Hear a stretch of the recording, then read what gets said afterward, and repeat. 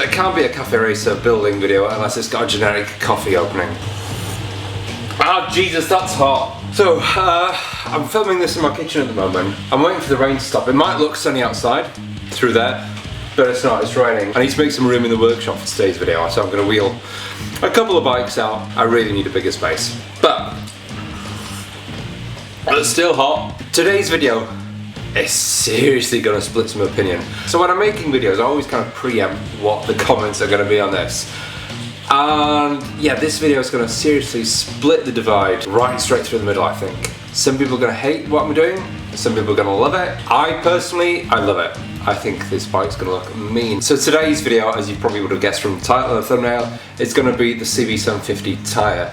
I'm surprised that no one commented much on the CX500 tyres. The fact that I've put some kind of like touring cruiser tyres on a Cafe Racer build, no one really picked that up. This bike is gonna look seriously mean. So with that said, and I think the rain's holding off now, let's see what the tyres look like.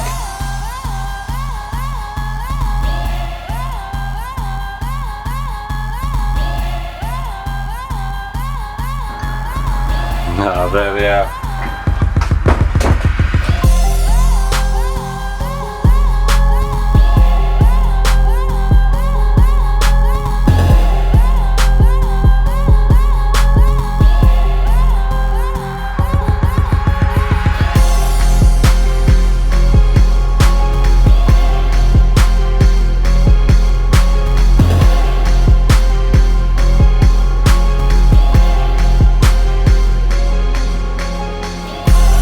So how's this for splitting the opinion? TKC 80s Continentals. These are tube tyres and they are actually 60/40 off-road, on-road. They look mean. So as a lot of you know, I am building CB750 for a friend of mine, and these are the tyres he went for, he chose. He wants the CB750 to look not quite post-apocalyptic, but he wants that Mad Max kind of brutal look to it. It's got to sound brutal with a 4:1 Delcovic exhaust system that we've got with a straight through pipe.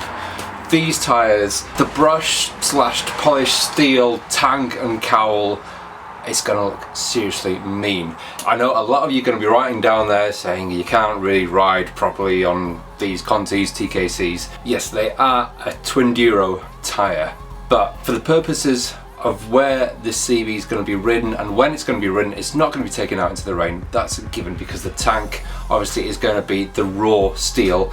As soon as that hits rain, it's going to start rusting. We're going to oil the tank obviously, but it's not going to be put through its paces in all these elements and everything like that. It's not even going to be a commuter bike. It's going to be a bike that's ridden a couple of miles to local destinations and back. So we're not going to be going sideways around corners or anything like that with it. But this bike is going to look seriously mean. We've got new bearings throughout the entire thing. I've put everything back in the spaces in between the wheels and between the bearings. We've got bearing on both sides. I'd only done one side in the previous video just to kind of mount it up here. I was a bit concerned about the front wheel there. I wasn't sure if the rim was wide enough to take 100 width tyre, but it is. I managed to put 100 width, and do you know what? It actually looks normal. It looks like it actually could have taken 110, but that is on the front. On the rears, we've gone for 130 width tyres. So what I'm going to do today is I've got brand new sprockets. I've got everything. I'm not going to bolt the sprocket into place yet. I'm just going to place it. Needs new nuts and bolts and everything like that, so I'm going to place it all together, put the spacers, put everything that's needed for the front and the rear wheels, and then we can actually take it down off the frame and onto the ground. That's today's job.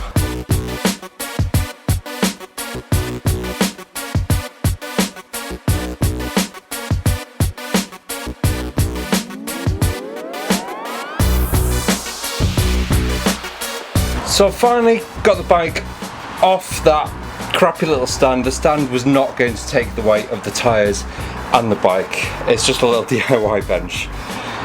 Could really do with a proper one of those, couldn't I? But anyway, that is on the floor now. I've put padding underneath obviously to protect the frame. The tyres are there. Let's put it on.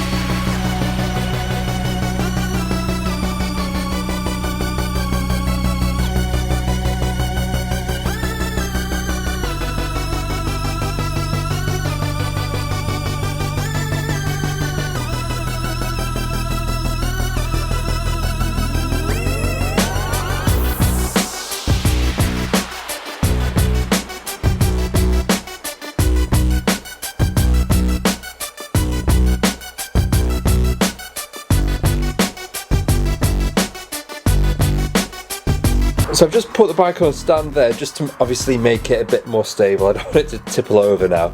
There is no maintenance stand anymore that's built into the frame there. The little kickstand side hasn't been put on, so I mean obviously I don't want that to be leaning on one side whilst I'm working on it, so that's why I've put this stand on at the back there. I just wanted to take a minute to actually look at that.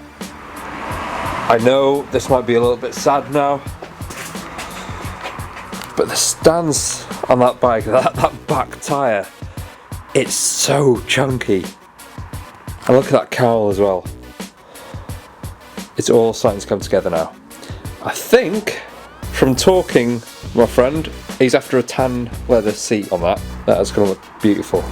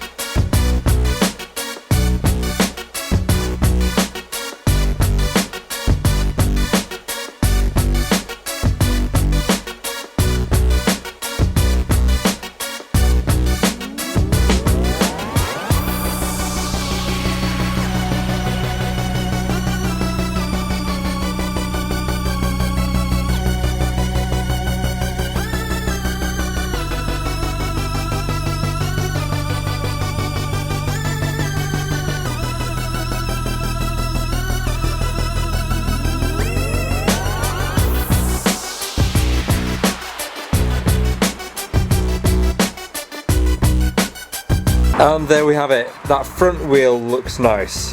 I haven't shortened the forks yet. I've left them the same length at the moment. Whether I might shorten them, I don't know. They are sticking out over the top, but could probably do with maybe losing 2 inches off the front of that. But those tyres have kind of like completed the look of that. And especially those polished front forks now. Really nice. And on the back here, so as you've seen before, that is lovely. I've put the foot stand there, the kickstand. Oh gosh, more pots. Actually can't wait to finish this bike. And the engine's over there, so that will be the next job that we're doing. I know, an entire episode dedicated on tyres, but I mean look at them. They're absolutely beautiful. I'm really happy with the way that this is actually taking off now. Even down to the little things like the little kick up there. We're in two minds about whether to actually make that straight there, whether to kick it up, but we have put like a natural kick up which follows the lines there, so it's not as obvious a kick, and then the cowl sets ever so neatly on there. I mean look at it. The badge is going back in the tank, that's for sure, but look at it. Once the gold chains on that, we've chosen some gold chains that go with the shocks as well, so that is going to look equally as nice. It's going to be seriously mean and aggressive. And just to sort of round it up again, why we've chosen TKC80s. The person who will be riding this most does a lot of rallying as well, so these off-road tyres are going to be perfect for going around rally tracks and everything, so it's going to be a perfect all-rounder. It will be a bit noisy when you're riding it, but heck, who cares? When it looks like this, we really don't mind a bit of noise. So next week's video, we're going to be carrying on with the GS550, just wiring up the finished little bits on that, the rear lights. We'll also be working on the engine, so we need to strip the old flaky paint. I was debating about sandblasting it, but no, we're just going to strip it down and paint strip it, and then build up on it from that way, and then build the engine, and then the engine can actually go in this. So there's not that much left to do with this. Apart from the engine, there's not really that much left to do. And the CX will be back on your screens as well in the next coming weeks. So if you like what you see, subscribe, follow me on Instagram, visit the shop, www.forthebullindustries.com, see if there's a piece of merchandise that you like there. The mugs are selling really well, so they've gone down an absolute treat. So until next week, have a good weekend, stay safe, ride safe, I'll see you then.